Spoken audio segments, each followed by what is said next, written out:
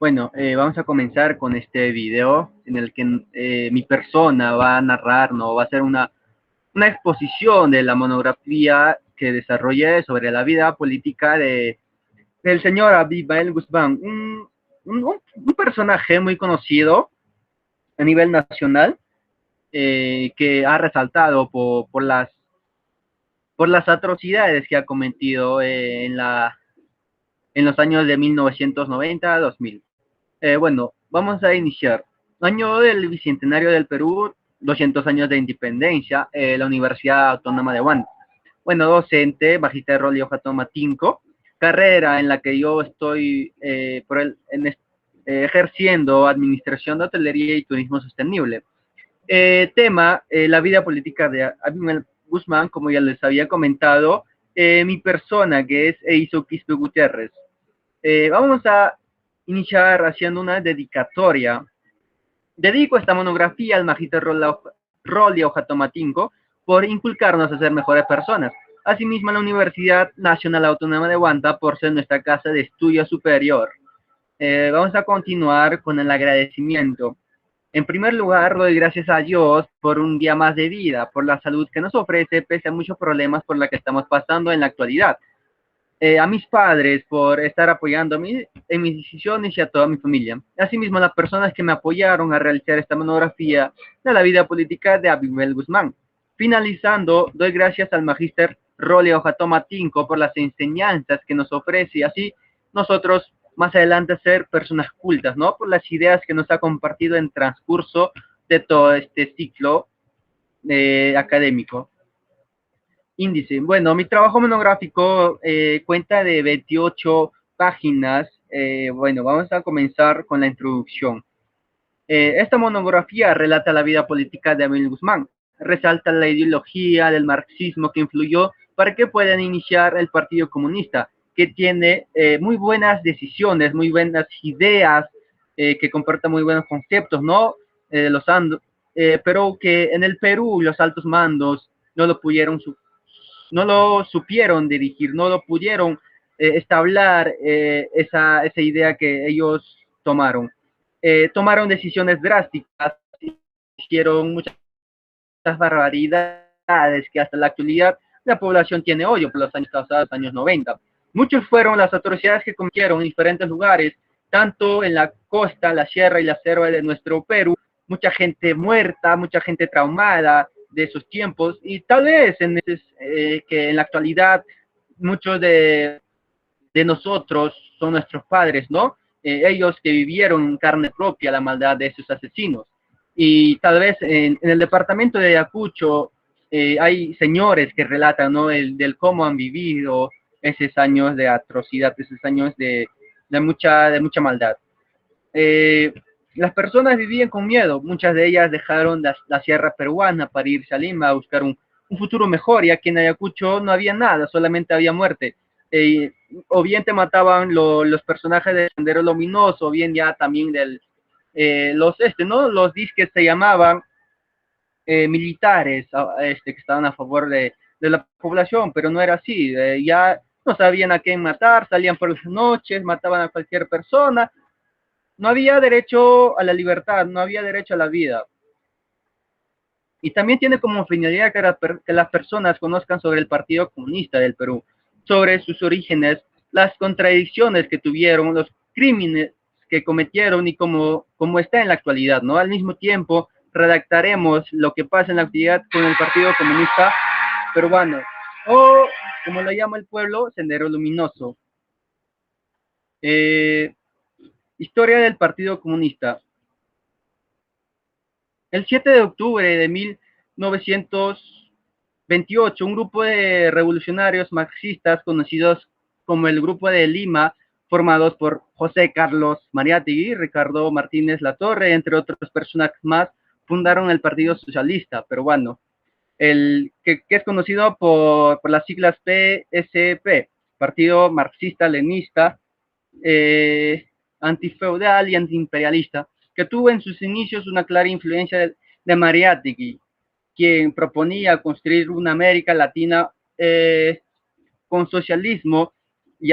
Bueno, su frase era dominadas sin calco ni copia, que fueron aplicadas a la realidad concreta de cada país, aunque sin dejar de ser clasista ni marxista. En esa reunión se constituyó el Comité Central integrado por José Carlos Mariátegui, secretario general, Ricardo Martínez Latorre, secretario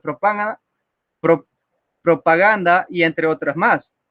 Otra particularidad era que tenía como principales actores no solo al proletariado, sino también al campesino, que la segunda reunión la efectuaron en casa de Abelino Navarro. En la población de Barranco llegaron a muchos acuerdos.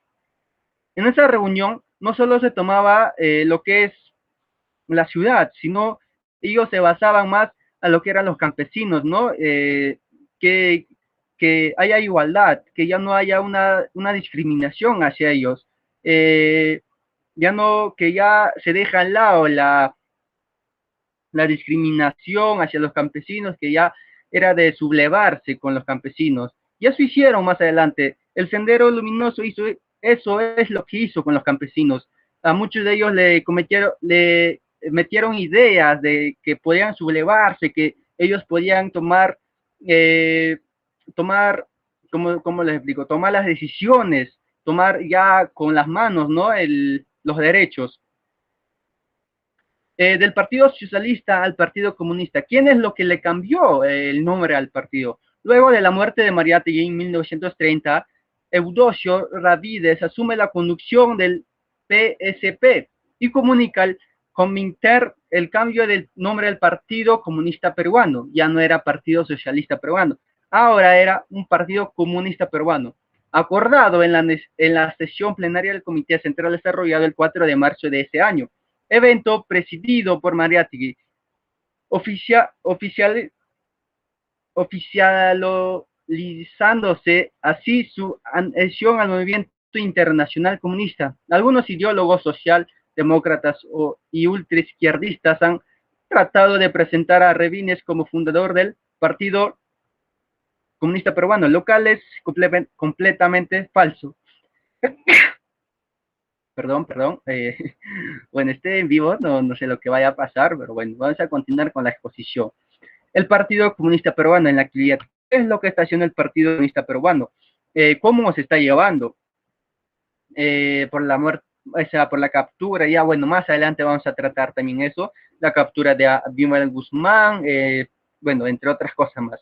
El Partido Comunista Peruano se debilitó durante la década de 1990. ¿Pero por qué? ¿Por qué se debilitó? Si en ese momento, en esos años se estaba desarrollando el Sendero Luminoso, que había muerto para acá, pero ¿por qué? Por muchas razones, por la disolución de la URSS y por ende de la PCUS, su principal aliado en el extranjero, así como los conflictos en el seno de la EU. Fueron dos duros golpes que sufría, mientras la EU se disolvía, quedando casi la totalidad de estos partidos al margen de la escena política peruana. Es necesario señalar que a partir del Congreso se inicia el debate interno y político en la cual tuvo una importante responsabilidad el hasta entonces secretario general José del Prado. En las elecciones presidenciales del 2006, los comunistas participan en alianza con el Frente Amplio de Izquierdista Movimiento Nueva Izquierda. Y al no llegar a la segunda vuelta electoral, le dan su apoyo al candidato nacionalista Ollanta. Desde el 2013, en el Partido Comunista Peruano forma parte del Frente Amplio por Justicia, Vida y Libertad. Acá nos damos cuenta que o sea, hay muchos partidos que dan, o sea, dan un apoyo a lo que es un partido comunista peruano. No sabemos en la actualidad si hay partidos que están aliados con este partido, pero bueno, ya no es novedad, ¿no? Que muchos partidos estén en esa alianza, ¿no? Con el Partido Comunista. Bueno, el Sendero Luminoso. En esta página vamos a tratar sobre el Sendero Luminoso. Y acá es lo que va a sonar el nombre y otros muchos factores más de Abimael Guzmán. Bueno, orígenes. Sendero Luminoso fue fundado a finales de la década de 1960 por el entonces profesor filósofo Abimael Guzmán, referido por sus seguidores en el seudónimo Presidente Gonzalo, cuyas enseñanzas fueron los fundamentos para la doctrina maoísta de sus militantes. Fue una organización que se separó del Partido Comunista del Perú, Bandera Roja, que a su vez se separó del original Partido Comunista Peruano, y que es una derivación del Partido Socialista Peruano, fundado por José Carlos Mariátegui en 1928 a 1929. Sendero Luminoso primero estableció una base en la Universidad Nacional San Cristóbal de Huamanga, por lo cual su origen fue centrado en el departamento de Ayacucho. Es por eso que al departamento de Ayacucho se le conoce como la zona roja, no solamente por el Braille, porque en el departamento habitan senderos luminosos hasta la actualidad. Bueno, continuando, donde Guzmán enseñaba filosofía. La universidad había sido recientemente reabierta luego de haber estado cerrada por casi 50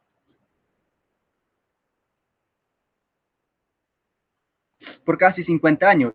Y muchos de los nuevos estudiantes adoptaron la radical ideología del sendero luminoso entre 1973 y 1975.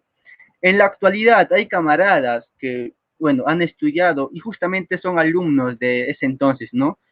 Él, como era profesor, enseñaba su ideología a los alumnos.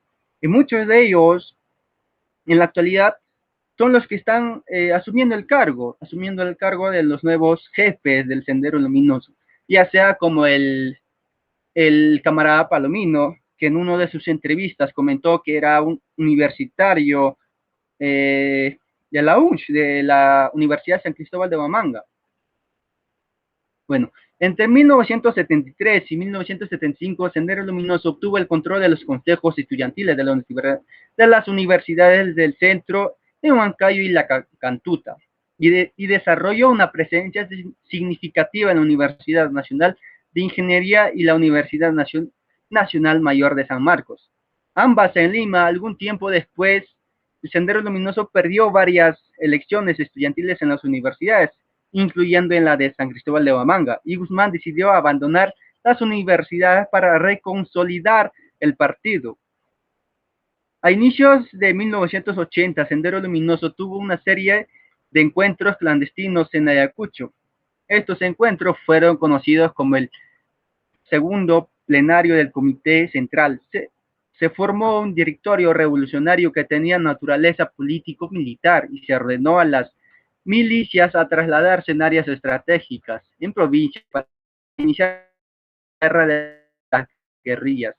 Ya desde 1980, Abimael Guzmán ya estaba, ¿no?, ahí planeando, planificando una revolución, ya sea por los militares, ¿no? Ya estaba haciendo una estrategia en qué provincia se va a iniciar la guerra, también llamada por las guerrillas. El grupo también tuvo una segunda escuela militar, donde los militares fueron instruidos en tácticas militares y uso de armas. También se llevó a cabo la crítica y autocrítica, una práctica leninista cuya finalidad era evitar repetir errores y purgar malos hábitos de trabajo. Durante la primera escuela militar, los miembros del Comité Central del Partido Comunista Peruano y el Sendero Luminoso cayeron bajo una crítica. Guzmán se libró de aquella crítica y debido a ello emergió a la primera escuela militar como líder visible y incuestionado del Sendero Luminoso. El Sendero Luminoso, cuyo nombre oficial del Partido Comunista Peruano, Sendero Luminoso o Partido Comunista Peruano, o llamado por Víctor Quispe Palomino en 1900 como militarizado Partido Comunista del Perú, es una organización terrorista, tendencia ideológica marxista, leninista y maoísta, y que se resume en el llamado pensamiento Gonzalo, originada en el Perú. Actualmente el fundador del Sendero, Abimael Guzmán, quien se encuentra recluido en la base naval del Callao, detenido por terrorismo. No reconoce a Víctor Quispe Palomino como miembro, ni tampoco a sus hermanos y demás miembros del partido. En la actualidad, los camaradas que están siendo jefes en el BRAE no reconocen como líder a Miguel Guzmán. Ellos deniegan o sea, deniegan que para ellos era un líder. Ellos no concordaban con las ideas que tenía Abimael Guzmán en ese entonces, ya que ellos fueron, bueno, o sea, confirman que fueron las camaradas en ese entonces, ¿no? Ellos también fueron recluidos en los militares, o sea, recluidos del pueblo. Ellos, otros se unieron así por sí mismos, pero le obligaban a hacer actos malvados. Ellos fueron obligados a matar personas, obligados a que se respete su ideología, ¿no? Y a que se respete a Abimael Guzmán. ¿Quién era Abimael Guzmán? Nació en 1934 en la localidad de Mollendo, Arequipa. Es hijo de Abimael Guzmán y Berenice Reynoso, quien lo abandonó cuando tenía 8 años. Siempre fue errante, forastero en un lugar y otro, sobreviviente, nunca tuvo un lugar suyo, ni una cosa, ni una habitación, aseguró el periodista Humberto Jara, autor del libro El Sendero del Terror. Bueno, les recomiendo leer el libro, ya que trata sobre todo lo que hizo el Abimael Guzmán. No sé si llamarlo persona o, bueno, tuvo, creo yo, que el Partido Comunista o el Partido Marxismo, Carlos Marx, tiene buenas ideas para poder ejercerlos ante una nación. Pero este personaje de Abimael Guzmán, no sé si lo habrá interpretado mal o no sé, ¿no? Cuáles fueron sus ideas en ese entonces. Se metió con la población, él creyó que haciendo esas atrocidades iba a gobernar al Perú, pero no fue así. Lamentablemente hizo muchas barbaridades, ¿no? Mató muchas personas inocentes y bueno. Abimael Guzmán estudió Derecho y Filosofía en la Universidad Nacional de Agustín, en Arequipa, y fue ahí donde empezó a interesarse en el marxismo.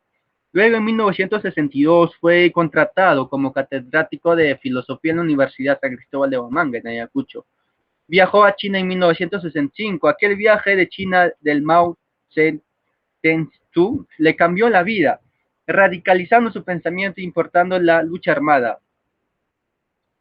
Luego pasó a la clandestinidad y se convirtió en un líder de una facción del Partido Comunista Peruano, del que se desprendió el nombre del Sendero Luminoso, en honor a una frase de Carlos Mariátegui. Abimael Guzmán adoptó el alias el presidente Gonzalo y empezó a abogar por una revolución maoísta dirigida por los campesinos. En sus inicios, el luminoso se redujo a círculos académicos en las universidades peruanas, pero a finales de la década del 70 el movimiento se convirtió en un grupo subversivo centrado en Ayacucho el 17 de mayo de 1980. La guerra contra el Estado peruano quemando papeletas electorales en Punchi, en Ayacucho, con el propósito de irrumpir las primeras elecciones democráticas. Fue el primer atentado del Sendero Luminoso. Reclutó miles de miembros para controlar territorios rurales en el centro y el sur del país, llegando a tener presencia incluso en las áreas cercanas a Lima. El 13 de octubre del 2006, en un nuevo juicio, Abimael Guzmán fue sentenciado a cadena perpetua. Y hoy en día, pasa sus días en la prisión de la base naval del Callao. Abimael Guzmán tiene 82 años en la actualidad. Ahora lo vemos en las audiencias judiciales como un anciano débil, ¿no? Que no sería capaz de ocasionar todo el daño que causó. Pero basta retroceder en el tiempo, en aquella noche del 12 de abril de septiembre de 1992, cuando fue capturado por agentes del GEIN, observar sus gestos y escuchar sus palabras para entender de quién estamos hablando. Fue el cabecilla de Sendero Luminoso, uno de los movimientos terroristas más sanguinarios, diría yo, del mundo, responsable, según de la CBR, de más de 30.000 muertos de peruanos desde 1980.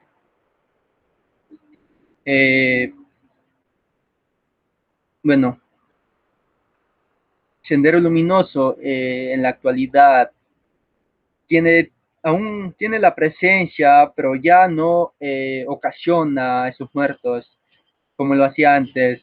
Ellos ahora tienen otra ideología, otro pensamiento.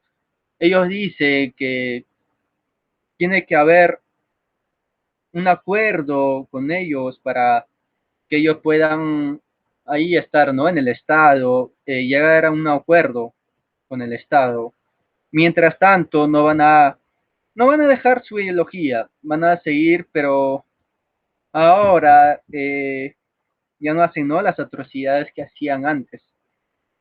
Ya ellos respetan las decisiones de cada persona, pero bueno, aún siguen, ¿no? En el Perú aún siguen los terroristas o los personajes del Sendero Luminoso. No lo incluyamos lo que es el narcotráfico, porque ellos dicen que el campesino es lo que hace mover a la economía del Perú. Ellos no apoyan al narcotráfico, pero tampoco lo excluyen. Ellos apoyan al trabajo del campesino. Y dicen que es un trabajo, bueno, como lo llaman, un trabajo malo, un trabajo del narcotráfico. Ellos no significan narcotráfico, o sea, para ellos no es narcotráfico, es un trabajo simple, como cualquier persona lo hace. Pero bueno, conclusión. En este trabajo investigativo, cualitativo, dio a conocer todo sobre el Partido Comunista Peruano y podemos afirmar que hicieron mucho daño al Perú. Mataron miles de personas inocentes. El resultado de esta concentración ideológica fue el manejo absoluto del partido en la persona de Guzmán y culto a su personalidad. Durante 12 años esto pareció ser más bien la gran fuerza del partido, en la medida en que los servicios de inteligencia no sabían siquiera si Guzmán estaba vivo. Esto contribuyó a la mitificación de Guzmán. El mérito de este éxito no solo tenía solo Sendero, sino también la ineficiencia y falta de voluntad política de enfrentar el problema de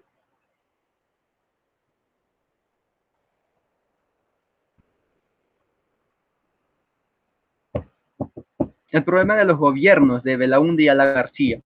Pero lo que el mayor poder del Sendero era también su mayor debilidad. En cuanto Sendero se enfrentó con la policía como Tincote, que con toda la experiencia adquirida en años de lucha lo puso en la puntería del Comité Central. Se descubrió que la cúpula secreta y el mismo Miguel Guzmán eran vulnerables en diciembre de 1990. La policía capturó la casa de Chacarilla, en donde, por otro defecto del culto de la personalidad, al filmar las actividades del líder con todo el Comité Central, permitió por primera vez a la policía identificar a los miembros de la cúpula del Sendero Luminoso. 20 meses después, en septiembre de 1992, caería el propio Guzmán. La captura de Emil Guzmán en 1992 marcó claramente un cambio en la guerra antisubversiva de la iniciativa Paso de manos del Sendero Luminoso a manos del gobierno. Este acontecimiento fue